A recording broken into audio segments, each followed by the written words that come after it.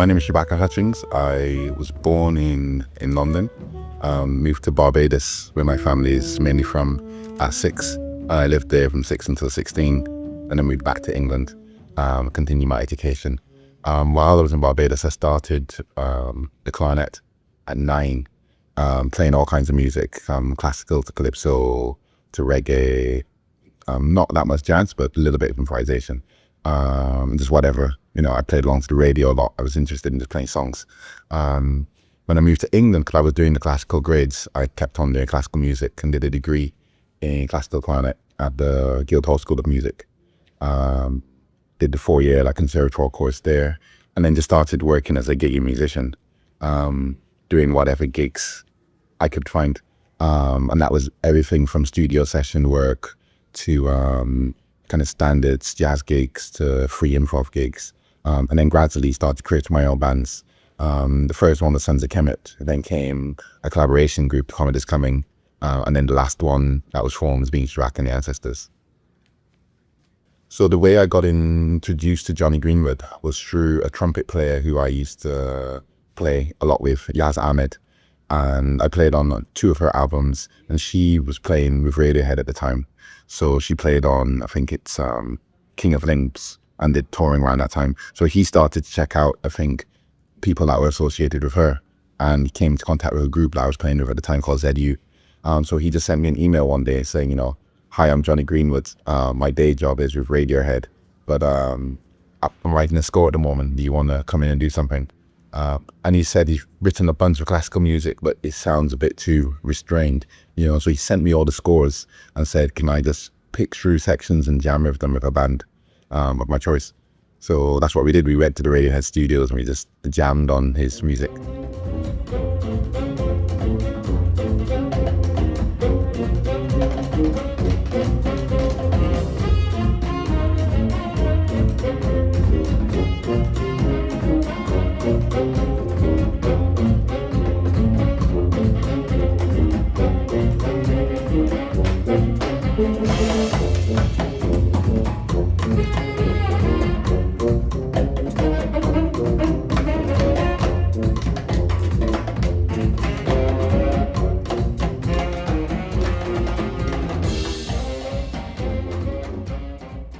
So the signing to Impulse Records was something that happened pretty organically, and it happened from their side. I was just making records for the Comet is Coming and Sons of Kemet. Then had a gig in New York, and they asked for a meeting and said that they're interested in our work. Do you want to, continue a partnership with them? And it was great because the album from Sons of Kemet had been completed at the point at which they asked us to work, with them. And similarly, the album for the Comet is Coming was well underway. So it wasn't a case of get a deal and then make an album. It was a case of we're on the track, we're on a kind of trajectory, and the label came and met us at a certain point, which allowed us to actually propel ourselves further. In general, I don't go into albums with concepts in mind. It's going into an album, a period of writing, and trying to be sensitive to the ideas that are around at the time that I might be thinking of, which is a hard thing in itself, to just try to articulate what the zeitgeist is and what things are actually in the back of your subconscious, or you're trying to evaluate within yourself. So I had a period of writing the music that would become on Your Queen is a Reptile.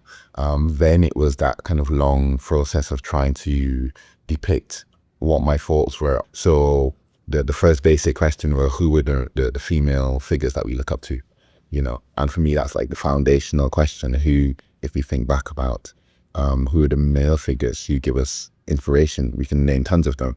Even in terms of America, you've got the founding fathers. There's no equivalent in terms of any type of maternal figure.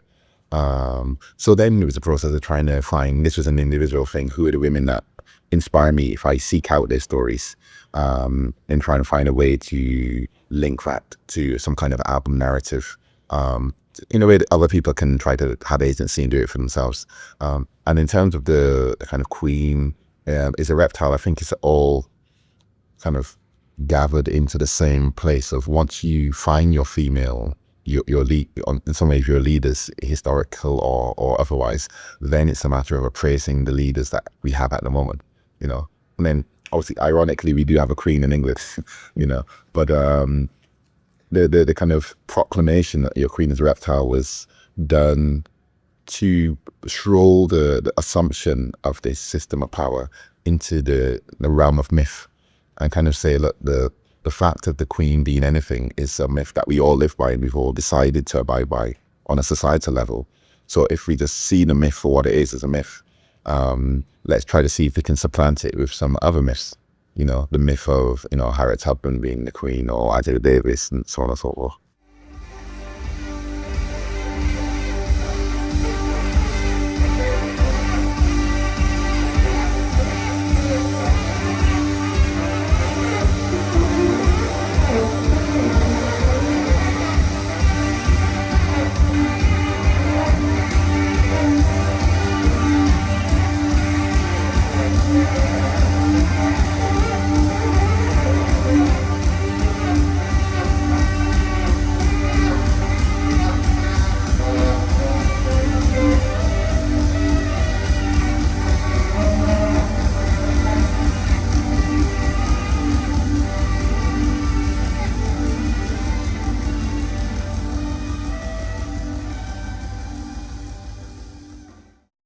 The process for the Comet is Coming that we employed for our latest album is slightly different for Sons of Kemet.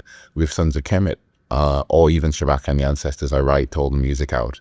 And then the process is that the guys take my written work and put their own soul into it. And I write it for the specific musicians that are going to be playing. Whereas in The Comet is Coming, we get into a studio and we jam for hours and hours and hours. And then Dan and Max, as the producers of the album, take the time to filter through all the stuff that we've done and find the melodies inside of them and produce them into coherent, you know, songs. And we're jamming not for the pleasure of jamming, we're jamming to be compositional. So in that jamming process, you know, we're all listening insanely to each other and we're trying to create some kind of compositional structure. So in some way it's not like we have hours of material, but there's some form into whatever we jam, and we jam out what sounds like kind of very coherent, punchy tunes. You know, and then sometimes you might go back into the studio and polish up some things. But in general, it's a jam band that gets refined into a kind of fully formed, you know, unit. And then we rehearse and learn the things that we have jammed and then produced into tunes. And then that becomes a set. So We Out Here was conceived by Giles Peterson, by his Brownswood label. And this is a project I was involved with both as a musical director and a performer, contributed one tune towards it. They're trying to take a snapshot of what's happening in London at the moment. Because there's lots of bands and there's lots of young bands that are finding their voice. And it's not definitive because there's no way of depicting all the bands that are around, but it's a good cross view of what young audiences in London like at the moment, you know, and what are the bands that are really doing it for them. The idea for the Beatles cover or impression, however you want to say it, that we did on Impulse Records with Shabaka and the Ancestors, it was a really interesting one because I've never listened to a lot of the Beatles work, and I know they're great, and I've heard the songs like She Said and Michelle that I know are great tunes, but I've never just checked them out a lot, and I had not heard the tune that they told me to do before. But I said, you know, if they're that great, I shouldn't have to revere them beforehand. It doesn't work like that. If they're good songwriters, they'll be material for me to work with. And I actually was working on the tune, on the arrangement, while I was on holiday in Ethiopia. So I remember being in this hotel in Addis and just kind of like listening to the tune almost like it's not a tune, like it's just a bunch of musical information. So I'd kind of listen to like a portion of the melody, write it down onto paper, and then take that as a starting point for maybe a couple of notes or a couple of bars, then go back to the tune, listen. Whenever I hear anything that sticks out in my head, I transcribe it onto the paper. And then that went on for the whole tune. So I didn't try to copy the melody or use the song as a song. It was just the song as building blocks for what it sparked in my creativity. So yeah, it just went through the whole tune. If every time I heard anything that was any good, or that not any good, but that I thought was interesting, I wrote it down and then just saw what direction my mind could take it in.